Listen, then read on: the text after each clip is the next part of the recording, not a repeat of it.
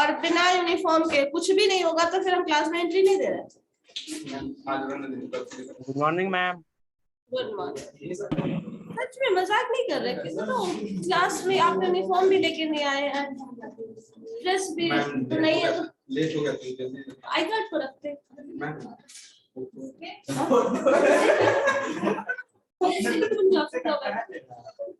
उसके पास यूनिफॉर्म नहीं है, एटलीस्ट आई कार्ड तो है, हमारे पास आई कार्ड भी नहीं है। कल लेकर आए। बट लास्ट ऑप्शन है ये, लास्ट चांस।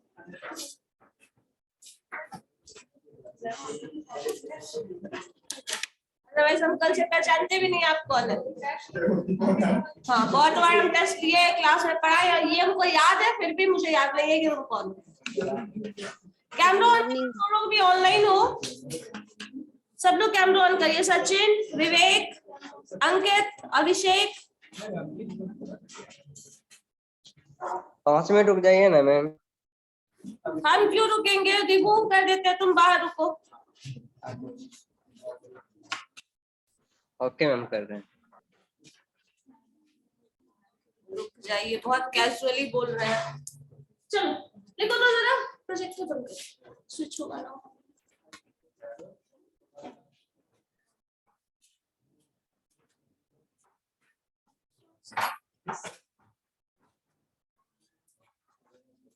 चलो लिखो तो बर्नौली डिस्ट्रीब्यूशन।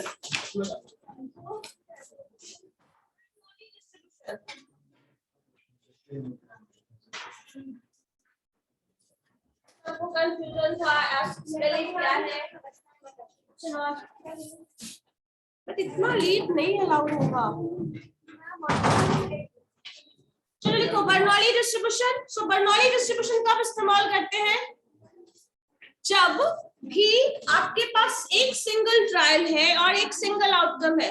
क्वाइन टॉस कर रहे हो, बात नहीं, क्वाइन टॉस कर रहे हैं, एक बार क्वाइन टॉस, ये एक रिजल्ट आया, बर्नौली ट्रायल कहा जाएगा। अगर यही एक बार से रिपीट कर दिए, वही एक्सपेरिमेंट को आप जब एक बार से 2 बार रिपीट करना शुरू कर दोगे, तब वो बर्नौली डिस्ट्रीब्यूशन बाइनोमियल में कन्वर्ट हो जाता है। तो पहला टर्म क्या है, बर्नौली डिस्ट्रीब्यूशन का 2 कंडीशन होता है। फर्स्ट, एक बार ट्रायल करेंगे और जो भी रिजल्ट आएगा उसका 2 पॉसिबल आउटकम है। 2 पॉसिबल आउटकम क्या होगा, सक्सेस, फेलियर, हेड, टेल, पास, फेल। जो भी करोगे सिर्फ 2 एक म्यूचुअली एक्सक्लूसिव केस में होना चाहिए, सिर्फ 2 ही ऑप्शन होना चाहिए, थर्ड ऑप्शन पॉसिबल नहीं होना चाहिए। अगर थर्ड ऑप्शन पॉसिबल है तो फिर वो बर्नौली ट्रायल नहीं होगा। थर्ड ऑप्शन में बाइनोमियल भी नहीं होगा, तब वो हाइपर ज्योमेट्रिक होगा, जो भी अभी नाम भी नहीं सुने। ठीक है, तो उसको अभी छोड़ दीजिए, वो बंद नहीं हो रहा है।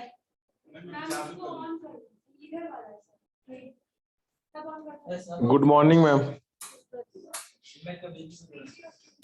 सो लिखो यहाँ पे, इसको आप थोड़ा डिटेल में लिख लीजिए। If there are 2 mutually exhaustive cases, if there are 2 mutually exhaustive cases, exhaustive और exclusive भी, यहाँ पे exclusive भी लिख दो, 2 mutually exclusive and exhaustive cases, if there are 2 mutually exclusive and exhaustive cases and the value of x is positive if there are 2 mutually exclusive and exhaustive cases and x is taking तो late क्यों हो?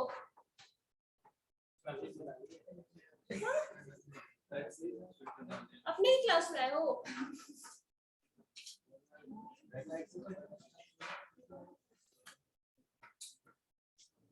Ma'am repeat कीजिएगा थोड़ा सा।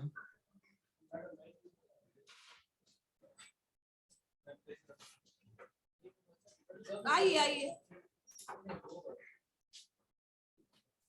And x is taking only positive values, ठीक है? x is taking positive values और non negative values भी कर दो। पॉजिटिव का मतलब नॉन नेगेटिव है, इसका मतलब ये भी है। जीरो को क्या बोलते हैं, कैसा नंबर बोलते हैं? Neither negative not positive, it is neither negative non negative बोल सकते हैं। So non negative values and its probability mass function is given as, ये याद है किसी को? p to the power x q to the power 1 minus x, where x is taking values 0 and 1 और कोई ऑप्शन नहीं है। 0 का मतलब फेल और 1 का मतलब वैल्यू एंड फिक्स के बाद probability mass function।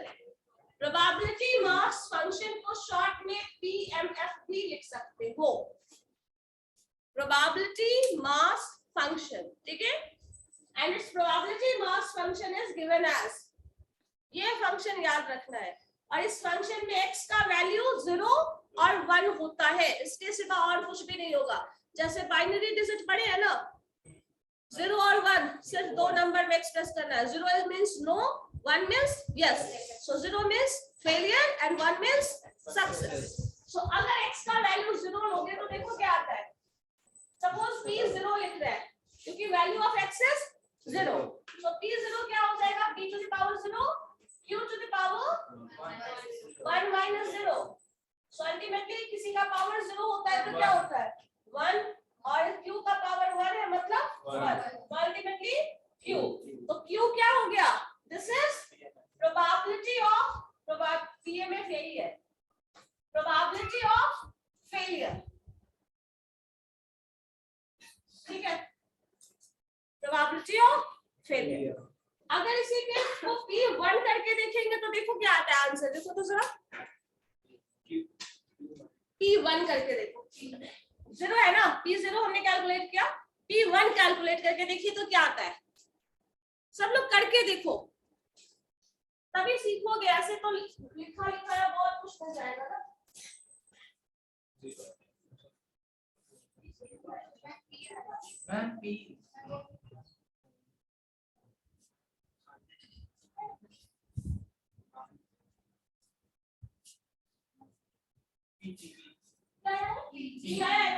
C is the probability of success, ठीक है।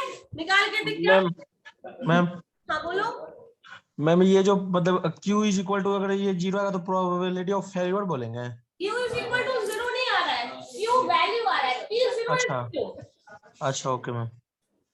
मतलब P का वैल्यू जब हम x का वैल्यू 0 रखते हैं तो जो Q रिजल्ट आ रहा है वो प्रोबेबिलिटी ऑफ फेलियर बता रहा है, ठीक है। अगर इसी में P का वैल्यू हम 1 रख ले, P0, यहाँ पे कैपिटल P लिखा हुआ है, यहाँ स्मॉल p लिखा हुआ है, ध्यान देना, ठीक है। ये कैपिटल P है, ये स्मॉल p है उधर वाला। So this is equal to p to the power 1 q to the power 1 minus 1। So p और ये value 1, so this is p and this is what? Probability of success. अच्छा 1 होगा, ठीक है।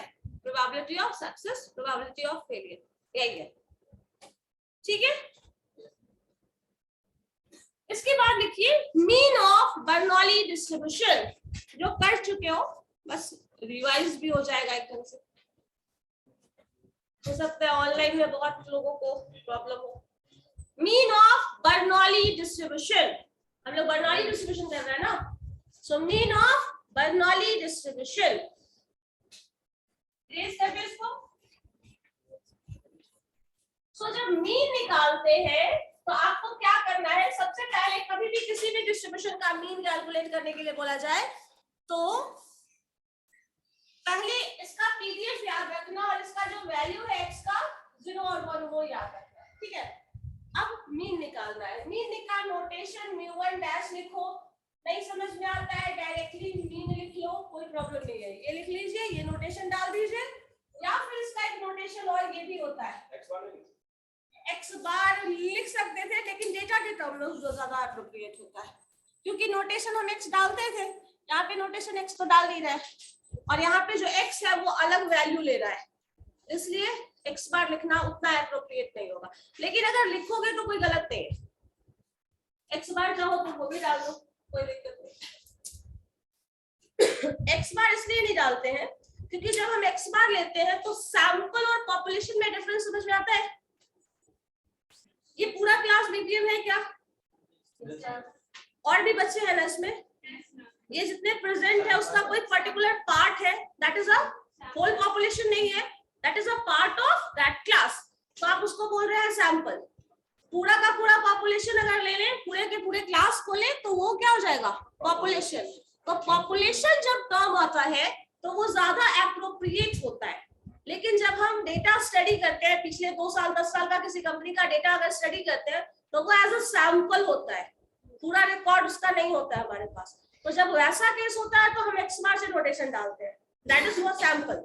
लेकिन जब हम प्रोबेबिलिटी फंक्शन लेते हैं तो आपको पता है प्रोबेबिलिटी का इंटायर सम करते हो तो 1 आता है, sum of all probabilities is equal to 1। जब 1 हो चुका है मतलब वो पूरे पॉपुलेशन की बात कर रहा है, और अगर वो पूरे पॉपुलेशन की बात कर रहा है तो वो एक पार्ट ऑफ पॉपुलेशन नहीं है, दैट इज होल पॉपुलेशन। और उसका जो रिजल्ट होगा वो ज्यादा ऑथेंटिक होगा, ज्यादा एप्रोप्रिएट रिजल्ट देगा, वो किसी का पार्ट नहीं है, ठीक है? That is the whole population. Probability function है वो पूरे पॉपुलेशन का है। अब पॉपुलेशन ही छोटा है वो अलग बात है, ठीक है? क्योंकि आप बर्नौली ट्रायल ले रहे हैं तो एक ही ट्रायल हो रहा है, उसी के रिजल्ट्स है, लेकिन उसका सम करोगे तो टोटल 1 तो आएगा ही। जैसे अभी प्रोबेबिलिटी ऑफ P0 आप निकाले और P1 निकाले, ठीक है? दोनों को जोड़ोगे क्या होगा? P प्लस Q, तो अल्टीमेटली 1 आ रहा है। तो वो तो 1 आ रहा है, तो ये पूरे सैंपल की बात, पूरे पॉपुलेशन की बात कर रहा है, ना कि पर्टिकुलर पार्ट की बात कर रहा है। इसलिए इसका नोटेशन म्यू के टर्म में दिया जाता है, ठीक है? सो इसलिए हम लोग इतना लिखते हैं। और म्यू वाला टर्म हम उसमें भी बताए थे, जब डेटा बताए थे तो लास्ट में नोटेशन बताए थे। म्यू वन डैश क्या होता है, रो मोमेंट, सेंट्रल मोमेंट, कुछ रिलेशन, तो वैसे हम नोटेशन डालते हैं। तो ज्यादा एप्रोप्रिएट यही है, इसलिए डाल सकते हैं। ये अगर डालोगे तो ऐसा नहीं है कि गलत है, बट ज्यादा एप्रोप्रिएट ये। इसके बाद अगर नोटेशन ये है जो सबसे डिफरेंट नोटेशन है, जो पहले शायद नहीं पढ़े हैं, ये है एक्सपेक्टेशन ऑफ एक्स। उसको पढ़ा जाता है, this is expectation, E for expectation of the variable x. X क्या है? The values 0 and 1। सो 0 और 1 आने का एक्सपेक्टेशन क्या है ये?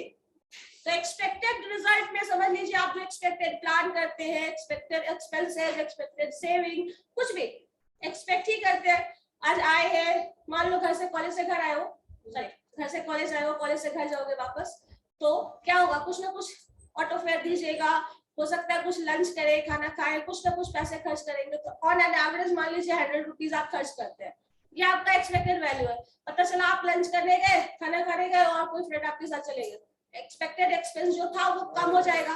हो सकता है तुम भी लंच नहीं करो, जो बचा जो और एक्सपेक्टेड एक्सपेंस था वो भी कम हो जाए। तो हो सकता है वो बढ़ या घट सकता है, बट कुछ एक्सपेक्टेड वैल्यू है, और वही एक्सपेक्टेड वैल्यू को हम लोग ज्यादा जनरलाइज फॉर्म में ऑन एन एवरेज बोलते हैं। तो यही एक्सपेक्टेशन जो है उसको हम एवरेज भी बोलते हैं, ठीक है? लेकिन एवरेज जो हो गया ये प्रोबेबिलिटी के टर्म में, एवरेज वहां पे क्या था? 2-3 पार्ट डिवाइडेड था। ये एक्सपेक्टेड है, तुम खर्च करने वाले हो, अभी किए नहीं हो, करोगे तब तो डेटा मिल जाएगा। लेकिन जब तुम डेटा किए हुए हो, प्रीवियस रिकॉर्ड्स को देख के निकाल रहे हो, तब वो मीन मीडियन मोड निकालोगे। लेकिन जो करने वाले हो वो फ्यूचर में इवेंट होगा, वो ऑलरेडी हैपेंड नहीं है। तो यहाँ पे दोनों में डिफरेंस है, इस चीज को समझिएगा। जब आप पास्ट डेटा और पास्ट रिकॉर्ड को स्टडी करते हैं तब नोटेशन एक्स बार डालते हैं, ठीक है? तब आप मीन म्यू नहीं डालते हैं, डाल भी सकते हो, कोई इशू नहीं है। लेकिन वो क्या होगा? पास्ट रिकॉर्ड को स्टडी किया गया है और उसके बेसिस पे फ्यूचर में कुछ ना कुछ कैसा होगा उसके हिसाब से एवरेज निकाल रहे हो। और यहाँ पे कुछ फैक्टर्स आपके पास है, कंडीशंस पता है, जाने का कुछ फेयर होगा, आने का कुछ होगा, कुछ ऐसा होगा, कुछ खरीदना है, मान लो कुछ स्टेशनरी खरीदना है, ये सब कुछ इंक्लूड करके अपना सोच रहे हो, तो दैट इज एक्सपेक्टेड। सो यहाँ पे हम लोग एक्सपेक्टेड वर्ड इस्तेमाल करेंगे, and this is equal to the formula of this is summation x into px। और जब समेशन x यहाँ आ गया देन ये x का जो रेंज है मैक्सिमम इतना मिनिमम इतना वो वाला टर्म यहाँ पे आ जाएगा 0 से लेके। ठीक है, यही है मतलब। ये समझ लो अगर यहाँ पे सक्सेस और फेलियर अगर हम कंसीडर करें तो मान लो जैसे क्रिकेट में टॉस करते हैं, इंडिया चाइना खेल रहा है, कुछ भी, चाइना शायद नहीं खेलता है ना इंडिया पाकिस्तान। चलो तो अब इसमें क्या करेंगे, टॉस कर रहे हैं, अगर हम टॉस जीत गए तो हमारा ये स्ट्रेटजी होगा, अगर हार गए तो ये स्ट्रेटजी होगा, यही है ना, कुछ प्लान करते हैं। तो यही पे कंडीशन है, अगर जीतेंगे तो ये स्ट्रेटजी अप्लाई करेंगे, अगर नहीं करने वाले हैं तो टोटल दोनों मिलकर दोनों का कॉम्बिनेशन जो होगा वही रिजल्ट आने वाला है, या तो जीतेंगे या तो हारने वाले हैं। टॉस में यही होने वाला है, मतलब ऐसा नहीं है कि आप अगर सोच के रखिए टॉस जीतेंगे तब ये प्लान करेंगे, हारेंगे तो ये प्लान करेंगे, दोनों में से कुछ भी आपको इंप्लीमेंट करना पड़ सकता है, क्योंकि ये आपको पहले से तो पता नहीं आप जीतने वाले हो या हारने वाले हो। तो टोटल इसका इम्पैक्ट, ओवरऑल इम्पैक्ट क्या होगा, जो हारेंगे तब करेंगे वो स्ट्रेटजी, प्लस जो जीतने वाले हैं टॉस तब करेंगे वो स्ट्रेटजी, दोनों का सम जो होगा वो ओवरऑल इम्पैक्ट होगा, दैट शोज द एवरेज। ठीक है, तो यही समेशन 0 और 1 देने का मतलब है। अब क्या करोगे, इसी को जब अप्लाई करोगे तो समेशन टर्म रिमूव कर दो, क्योंकि ये समेशन तो अब ऑपरेट होगा, x का वैल्यू 0 डाल दी, क्या होगा 0 into p0। हम लोग ऑलरेडी निकाले हुए हैं इसलिए ऐसे लिख सकते हैं, नहीं तो आप पूरा का टर्म डाल दीजिए। पहले एक काम और कर लो, लिख लो पूरा समेशन x into px क्या वैल्यू है, p to the power x q to the power 1 minus x, x का वैल्यू 0 और 1। फिर अगेन कर लीजिए, x का value 0, p to the power 0 plus q to the power 1 minus 0 plus x का value 1 into p to the power 1 into q to the power 1 minus 1। ठीक है, simplify करो, जो आएगा वो रिजल्ट होगा, p plus q नहीं आएगा।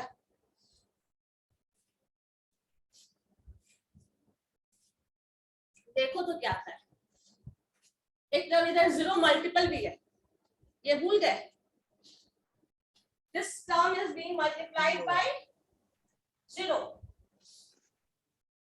ये टर्म ये पूरा सेट है, सॉरी ऐसे रहेगा ना, ऐसे कर।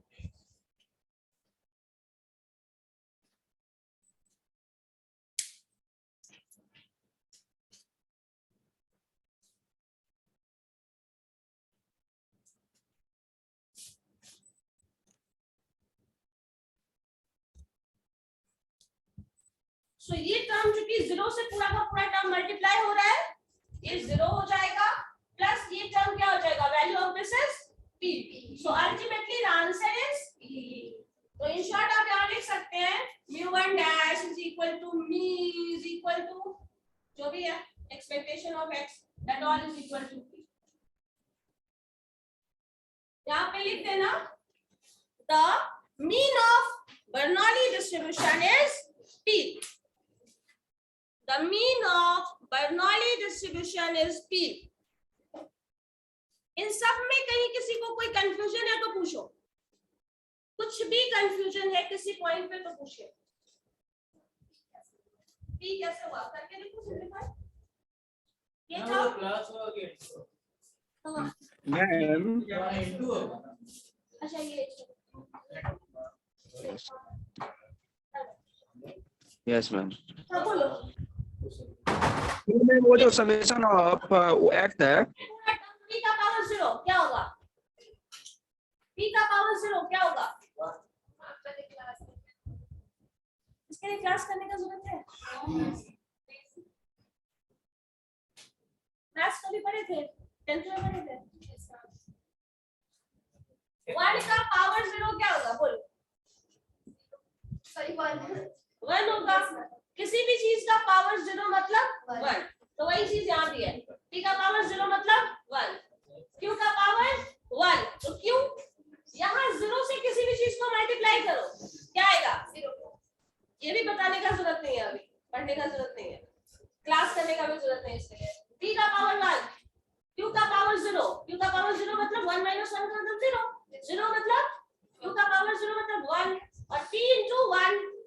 p, so ultimately ये p आ गया, ये फैक्टर 0 हो गया, 0 प्लस p, p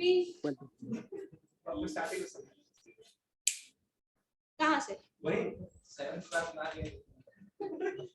नहीं समझ में आया। ठीक है अच्छा हो सकता है इसी की वजह से और भी लोगों का कंफ्यूजन खत्म हो जाए। क्लियर है, कोई डाउट नहीं आप है? इधर गर्ल्स में आपको इधर आओ तो उधर तो तुम्हारे से आ जाओ, यहाँ बैठो तो क्या बैठ जाओ इधर ठीक है, लिखा है सब, देखिए जरा mean of what, mean of Bernoulli distribution. ठीक है, लास्ट में लिख दीजिएगा mean of Bernoulli distribution is p।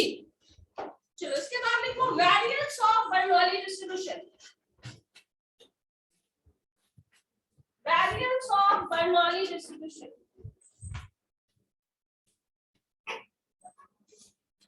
Heading डाल देना वेरिएंस ऑफ बर्नौली डिस्ट्रीब्यूशन।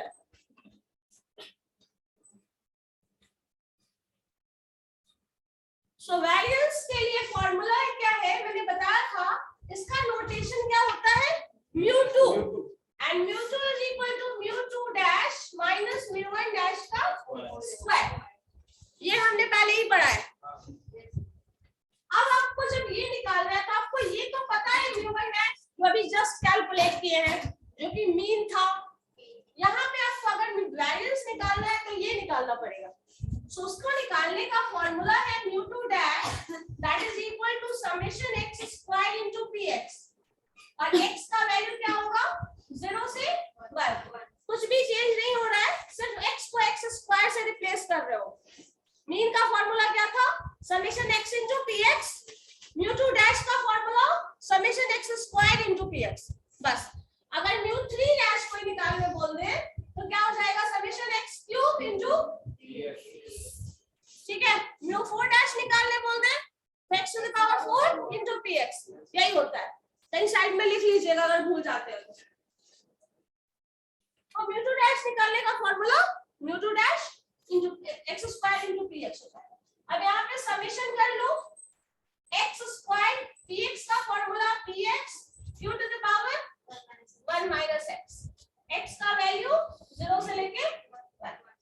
अब x का वैल्यू जरा ध्यान से देखना, 0 और 1 है, ये रेंज यहीं से समझ में आना चाहिए 0 से लेके 1 तक, और जो भी होगा अगर 0 से लेके सपोज यहाँ 2 तक रहता तो क्या होता, 0 1 और 2। इसी तरह 0 और 1 है तो 0 से लेके 1 तक डिस्क्रीट नंबर्स होते हैं ये हमेशा। अब इसमें क्या करिएगा, 0 का square into p to the power 0 q to the power 1 minus 0 plus sign, plus क्योंकि समेशन है तो x का वैल्यू 0 रखेंगे, फिर प्लस साइन देंगे, देन x का वैल्यू 1 रखेंगे, तो 1 का स्क्वायर वही रहता है, 1 ही रहता है, p to the power 1 q to the power 1 minus 1। सब सिंपलीफाई करो, 0 स्क्वायर मल्टीप्लाई करोगे 0 ही हो जाएगा, तो this term is going to be 0 plus वहां क्या हो जाएगा, 1 नहीं p हो जाएगा, 1 का square into p to the power 1 होगा ना, तो टर्म अल्टीमेटली OP है, ठीक है P। So this is what, second moment, ये वेरिएंस नहीं है, वेरिएंस ये होगा, this is second moment, mu2 dash is P। तो अब हमारे पास मिला क्या क्या है, mu1 dash is equal to P, mu2 dash is equal to P, ठीक है। No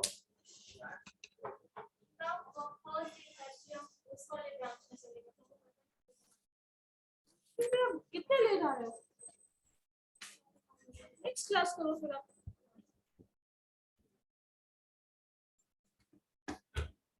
And where is the iPad?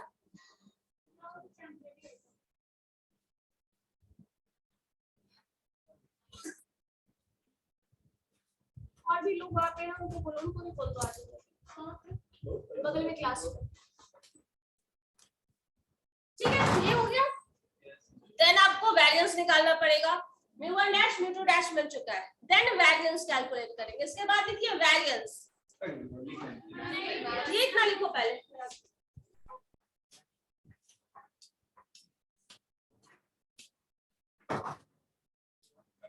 पीछे मत जाओ, अगर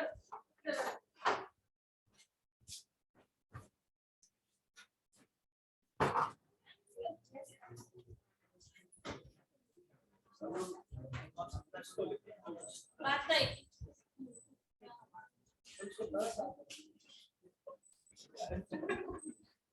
एक क्लास से बाहर करना नहीं शुरू किया। स्टार्टिंग कीजिए ना।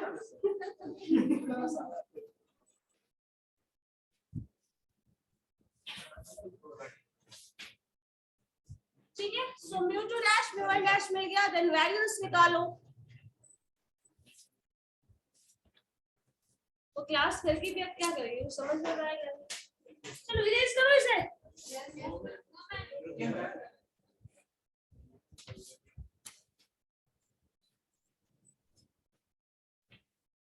तुमने म्यू लिखा है या एम लिखा है? Y M? मैंने एम बोला था क्या?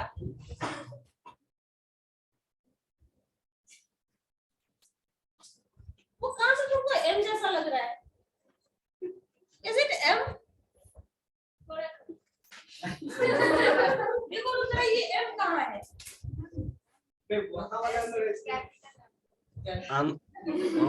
आंसर कितना आ रहा है मैम? उल्टा W लग क्या आ रहा है तुम्हारा answer? v minus P square. E minus P square आया है। चलो ठीक है, थोड़ा सा चेंज करना है उसको बस। तो इरेज कर दो ना इसे। हो गया? Yes ma'am, p into 1 minus p। हाँ, p into 1 minus p, that is p cube। So अब लिखो वेरिएंस, यही फॉर्मूला हम अप्लाई कर रहे हैं जो लिखा है ऊपर, ठीक है? अब इसको अगर अप्लाई करेंगे देन म्यूचुअल, क्या हो रहा है तुम लोगों का? ज्योति, शैतान, क्या समझा रहे हो? वो बहुत पहले समझा जा चुका है, जानबूझ के खुद को कंफ्यूज करना, रहने दो, कोई फायदा नहीं समझाने। This is p and this is p square. So p minus p square है, p कॉमन ले सकती हो, 1 minus p, and what is 1 minus p? q, so p. This is variance. Variance of what? Bernoulli distribution. This is variance of Bernoulli distribution.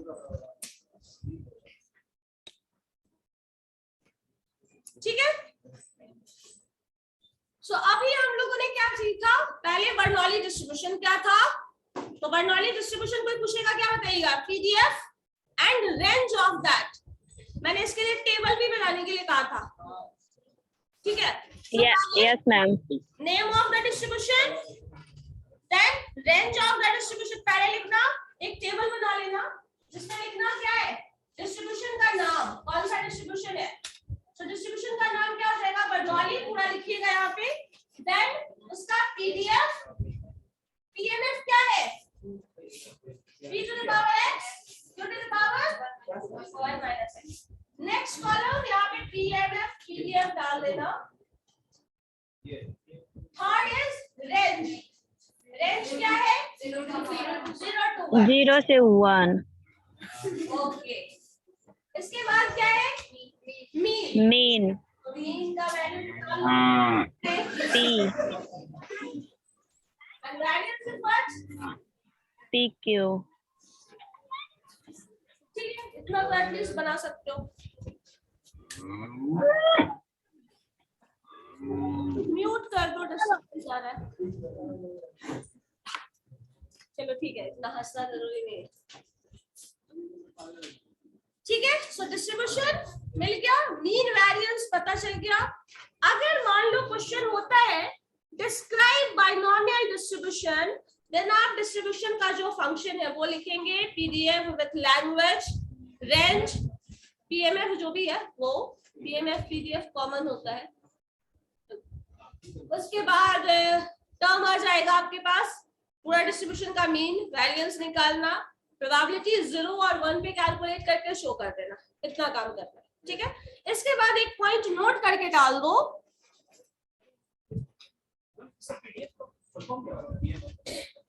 This is probability mass function and this is probability density function. ठीक है, वो बताया नहीं है, उसका जरूरत आगे पड़ने वाला है। वो एक कॉमन स्लैश दे के लिख रहे हैं, या तो पीडीएफ होगा किसी भी डिस्ट्रीब्यूशन का या तो पीएमएफ होगा। इसमें डिफरेंस ये होता है, जब हम पीएमएफ लिखते हैं देन x का वैल्यू 0 1 2 3 4 काउंटेबल नंबर्स होते हैं, 1 2 3 4 ऐसा कुछ होगा, उसमें 1.5 1.2 इस तरह का वैल्यूज नहीं होगा। लेकिन जब पीडीएफ लेते हैं तो उसमें गिवन रेंज होता है, मतलब इन बिटवीन वैल्यूज भी आएगा। ठीक है, that is a continuous term, वैसे नहीं करना पड़ेगा। ठीक है, हो गया। बाइनोमियल डिस्ट्रीब्यूशन नोट करके पॉइंट लिखो। Binomial sorry Bernoulli distribution, Bernoulli distribution बता सकते हैं पहले जेम्स बर्नौली।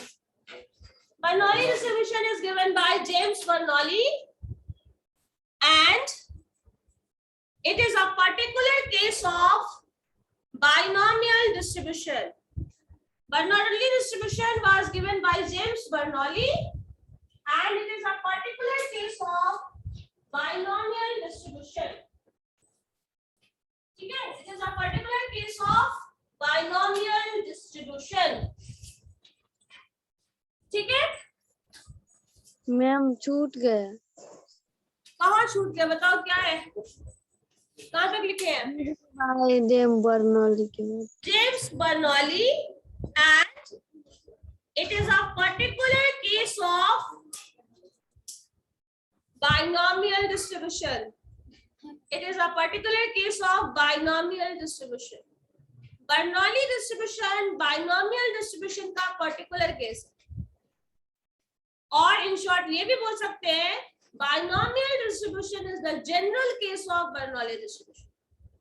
ठीक है, इसके बाद लिखो binomial distribution. Binomial distribution दोनों में डिफरेंस समझ में आ रहा है ना? Bernoulli binomial। तो इसके बाद लिखिए binomial distribution।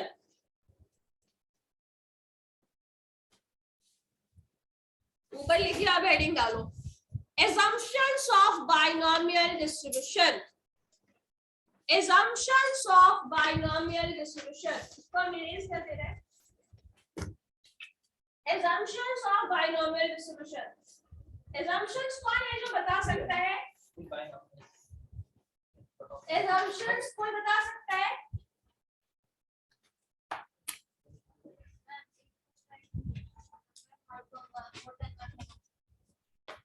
Number of outcome fix होता है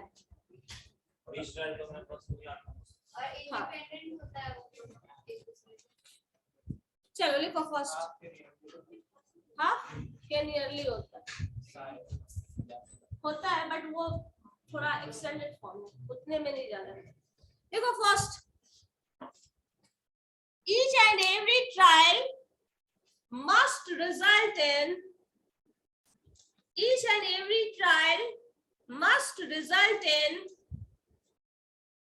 two mutually exclusive and exhaustive cases. Mutually exclusive ही रहते तो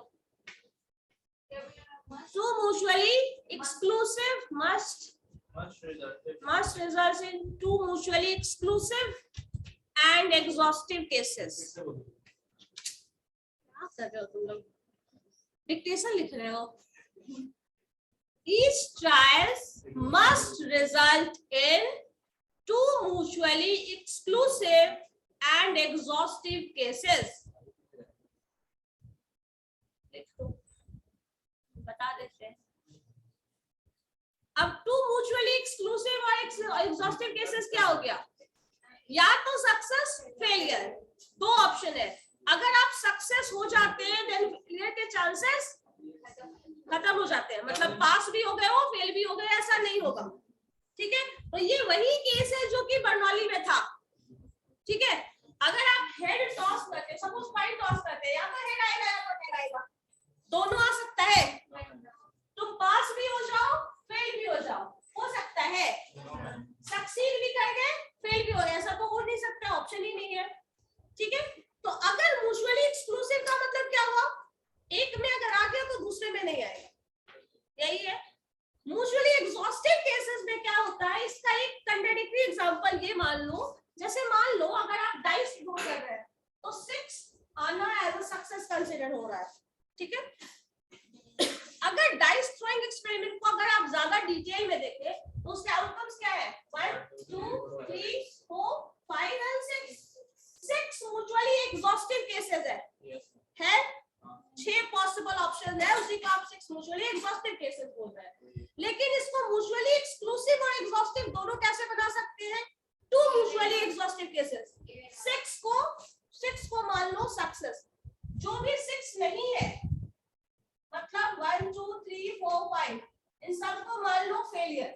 अब ये दो कैटेगरी में आ गया. This is considered as success. This whole term, मतलब all the 5 outcomes is considered as failure. तो आपको म्यूचुअली एक्सक्लूसिव और एग्जॉस्टिव केस दोनों बन गया. समझ आया क्या कर रहे हैं? डाइस थ्रोइंग एक्सपेरिमेंट में टोटल 6 म्यूचुअली एग्जॉस्टिव केसेस है, बट हम उसको 2 म्यूचुअली एक्सक्लूसिव केसेस में ऐसे डिवाइड कर रहे हैं. If 6 is considered as success, outcome जो भी 6 अगर आ गया तो वो कंसीडर कर रहे हैं as a success. Then 6 के सिवा जो भी बचा हुआ रिमेनिंग टर्म है, that all is going to be considered as failure. खत्म.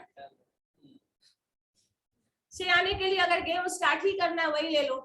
अगर मान लीजिए लूडो के लिए आप गेम शुरू कर रहे हो तो स्टार्ट कहाँ से होता है? जब तक 6 नहीं आएगा सक्सेस नहीं है, मतलब वहां से शुरू नहीं करेंगे उसके पहले. तो अगर 6 को कंसीडर करें एज सक्सेस तो बाकी जो कुछ भी आया है सबका आउटकम फेलियर ही है. खत्म. तो आपने क्या किया? म्यूचुअली एक्सक्लूसिव और एग्जॉस्टिव दोनों केस अप्लाई कर लिए यहाँ पे.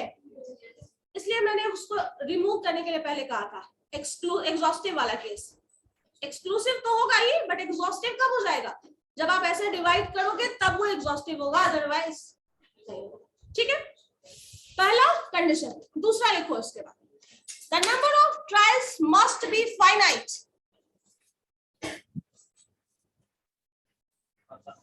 The number of trials must be finite. Fix होना चाहिए. The number of trials must be finite. तो ट्रायल्स जो भी है, कितने ट्रायल्स आपके पास है वो पता होना चाहिए. 6 है, ठीक है. क्या लिख लिए? जैसे मान लो उसमें ट्रायल्स फिक्स कुछ बताइए, कुछ ऐसे एग्जांपल. क्या 6? उसका आउटकम 6 है. ठीक है. There are 6 possible options. 3 he chance है तुम्हारे पास. अब पास करो, फेल करो, जो करना है करो. 3 बार में कहानी खत्म है. यही है ना? सो मान लीजिए 3 अटेम्प्ट्स अगर आपके पास है तो हो सकता है 3 में से आपने एक बार भी सक्सेस नहीं गेन किया. 3 बार में से एक बार एटलीस्ट गेन कर लिया. 3C2 एटलीस्ट 2 टाइम्स, 2 बार सक्सेस कर लिया. 3C3 all the 3 times. ये पॉसिबल ऑप्शंस है. यही है. आपने 3 बार आपके पास अटेम्प्ट है तो आप तीनों बार एग्जाम दे रहे हो, तीनों ही बार फेल कर गए. 3 बार एग्जाम में एक बार तो पास कर गए, बाकी 2 का नहीं पता. 3 बार में एटलीस्ट 2 बार पास कर गए, एक का पता नहीं. और 3 आउट ऑफ 3 सब में पास कर गए. यही ऑप्शन है, और कोई ऑप्शन नहीं है. है कोई ऑप्शन और? 3 बार में 4 बार तो कोई पास नहीं करेगा, होगा. और 3 बार में वही बात है, तो ऐसा ऑप्शन नहीं है. तो यही सारे केसेस है. पास और फेल आपके पास 2 ही ऑप्शन था, इसके सिवा कोई और ऑप्शन नहीं है. लेकिन उसमें से उसका अपॉर्चुनिटी का क्या फायदा उठाने वाले हो? 3 आउट ऑफ 0 सक्सेस. 3 केसेस में वही चीज आपका बाइनोमियल वाला पोर्शन आता है. अब देखो ये जो टर्म है ये एक्स्ट्रा टर्म है. इसके पहले सक्सेस और फेलियर का जो ऑप्शन था p to the power x q to the power 1 minus x, ये तो रहेगा ही, क्योंकि पास और फेल को डिफाइन करने के लिए तो यही है और कोई ऑप्शन है नहीं. पास और फेल को डिफाइन करने के लिए हमेशा वही प्रोबेबिलिटी होगी. बट यहाँ पे एक चेंज आएगा बिकॉज आपके पास वहां नंबर ऑफ ट्रायल्स एक बार था, सिर्फ एक बार. यहाँ पे ये 3 हो गया है. ठीक है. सो p to the power x q to the power 3 minus x हो जाएगा. क्यों? क्योंकि आपके पास एग्जाम एक ही बार ऑप्शन अगर होता है एग्जाम देने का तो वो 1 minus x ही होगा. बट आपके पास 3 अटेम्प्ट दिया गया है, then that is n is 3. वही n जो ट्रायल फिक्स है वो वहां पे लिखते हो. ठीक है. अब वो जो सक्सेस मिलने वाला है वो चेंज करेगा. वो कैसे चेंज करेगा? According to this. ठीक है. 3 out of 3 success, 3 out of 2 success, 1 0 success, ऐसा हो सकता है. ये सारे ऑप्शंस पॉसिबल है. अब इसी वजह से ये जो फंक्शन आ रहा है, जैसे को आपने यहाँ लिखा है NCX, यही प्रोबेबिलिटी है बाइनोमियल डिस्ट्रीब्यूशन. यहाँ पे n कर लो क्योंकि n हमें पता नहीं है, अभी लिखना नहीं इसको. थर्ड, इसके बाद आगे लिखो फिर बताते हैं. Third assumption. Each trials must be independent. Independent. पिछली बार एग्जाम दिए थे, उसका रिजल्ट इस बार के एग्जाम को अफेक्ट करता है क्या? ऐसा होगा कि पिछली बार अगर मान लो 100 स्कोर आया था, इस बार जो आया है उसमें उसको ऐड करके पास करा दो, ऐसा नहीं होता है ना, ठीक है? या फिर पिछली बार कम मार्क्स आया है तो उसको एक्स्ट्रा, उसका जो अभी आया है उसको उतना डिडक्ट कर दो, ऐसा कोई ऑप्शन नहीं है। So each and every trial is independent of each other. मतलब आपने लास्ट एग्जाम जो दिया था, जो लास्ट अटेम्प्ट था, वो इस बार के अटेम्प्ट से इंडिपेंडेंट है, और नेक्स्ट टाइम जो एग्जाम देंगे वो भी इस दोनों अटेम्प्ट से इंडिपेंडेंट होगा। सो नेक्स्ट अजम्पशन ये है। लास्ट अजम्पशन लिखो, the probability of success, the probability of success is constant from trial to trial. The probability of success is constant from trial to trial. ठीक है? तो probability of success is constant from trial to trial का मतलब ये है कि ऐसा कोई ऑप्शन नहीं है कि पिछले बार एग्जाम में क्या सिचुएशन हुआ उसका इम्पैक्ट अभी आप पे आने वाला है। मतलब पिछले बार अगर सक्सेस की प्रोबेबिलिटी 1/2 थी तो इस बार 1/10 हो जाएगी, ऐसा कोई ऑप्शन नहीं है।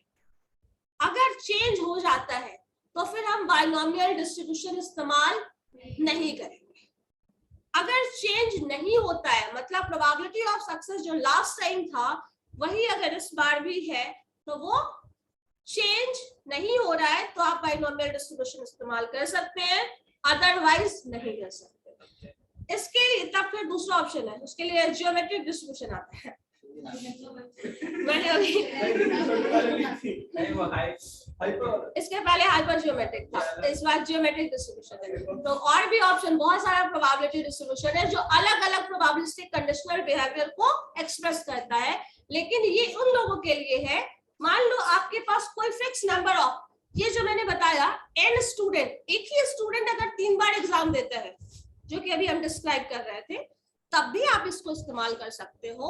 और अगर एक ही एग्जाम में अगर इनफाइनाइट स्टूडेंट तो नहीं होंगे, फिक्स नंबर ऑफ स्टूडेंट होंगे, तो उसमें मैंने एक एग्जांपल दिया था, याद है? क्लास में अगर 15 स्टूडेंट्स हैं और सबके सब पास कर जाए, इसकी प्रोबेबिलिटी क्या है, तो उस केस में भी अप्लाई कर सकते हैं। मतलब एक ही इंसान अगर 10 बार एग्जाम दे रहा है तब भी हम बाइनोमियल इस्तेमाल कर सकते हैं, और अगर 10 इंसान एक बार एग्जाम दे रहा है तब भी हम इस्तेमाल कर सकते हैं। समझ गए? लेकिन क्यों कर सकते हैं? क्योंकि probability of success is constant, trials finite है, म्यूचुअली एक्सक्लूसिव केस है वो है, तो सिचुएशन जो assumptions आपके पास है वो assumption सेटिस्फाई हो जाता है। आप एक इंसान 10 बार एग्जाम दे या 10 अलग अलग लोग एक बार एग्जाम दे, दोनों ही कंडीशन में वो चीज इस्तेमाल किया जा सकता है। क्या होगा बेटो नेक्स्ट क्लास में? 5 मिनट पहले तो समझ में ही नहीं आता है क्या। चलो ठीक है, लिखो आगे। ये सारे assumptions हैं, इन assumptions को फॉलो करने वाले डिस्ट्रीब्यूशन को क्या बोल रहे हैं? बाइनोमियल। लिखिए इसके बाद, the binomial distribution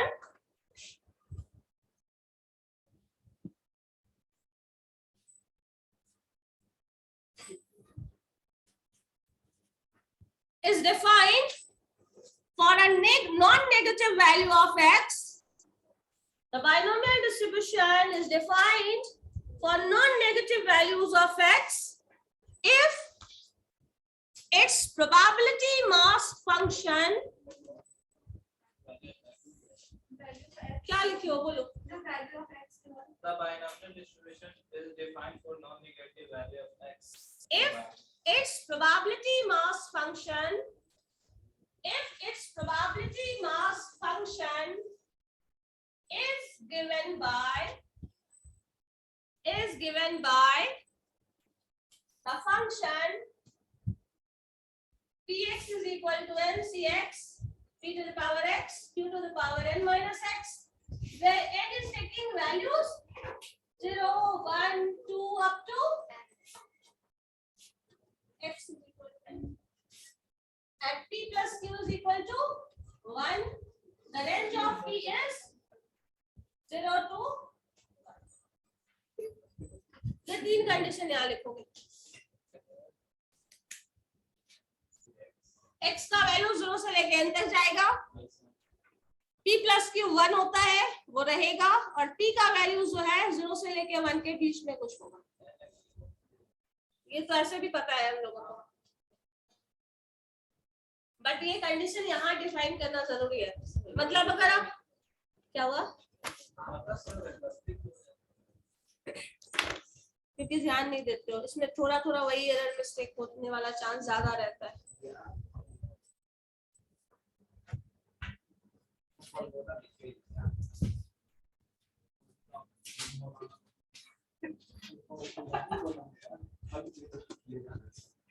ठीक है, हो गया। इसके बाद नेक्स्ट क्लास में हम लोग इसका मीन वेरिएंस निकालेंगे।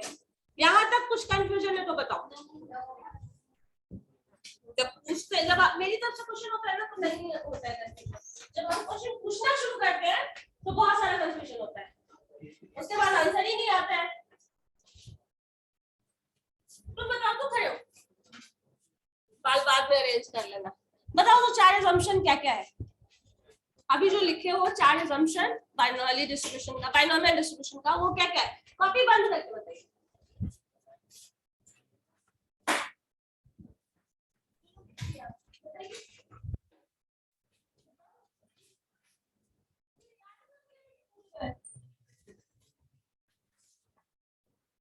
मुझे नहीं याद है क्या नाम है उसका,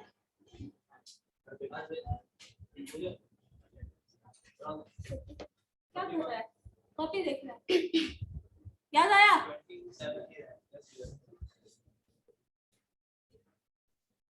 बताओ।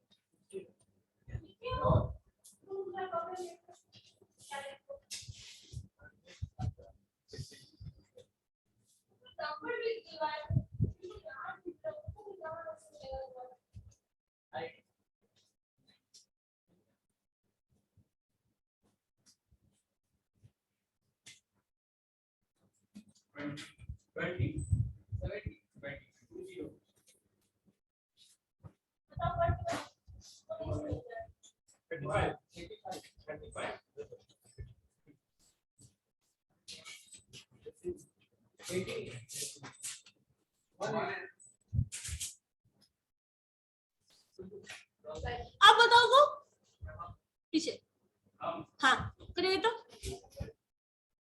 4 assumptions जो मैंने बताया अभी बाइनोमियल का, वो बताओ। हाँ, एक में शांति से थोड़ा धीरे बोलो। क्या फाइनाइट होता है? नंबर फाइनाइट होता है। बोलो क्या है, क्या फाइनाइट होता है? नंबर ऑफ ट्रायल्स फाइनाइट होता है, ठीक है। और आपको हाँ बोलो। म्यूचुअल होता है, क्या म्यूचुअल होता है? म्यूचुअल वर्ड तो कहीं आता ही नहीं है। कॉपी बंद कर दो फिर बताओ।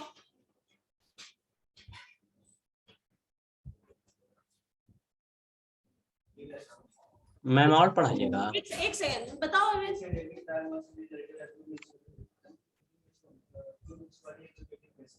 एग्जीक्यूटिव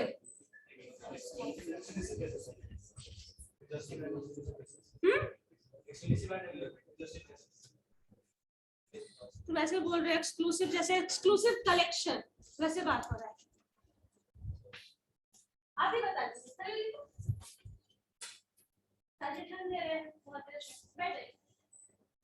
बताइए, कॉपी बंद करते हो गया तुम्हारा क्वेश्चन?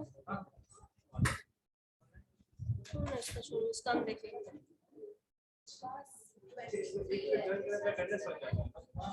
नहीं, दोनों का अलग वेटेज।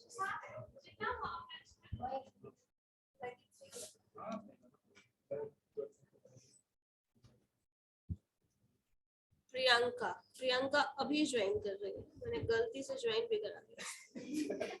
अच्छा अटेंडेंस नहीं देने वाले हैं, वो तो याद ही है। बताओ, बता रहे थे तुम, क्या हुआ? Trial must be independent, okay. Trial must be infinite, wow, चलो ठीक है, फाइनाइट। आगे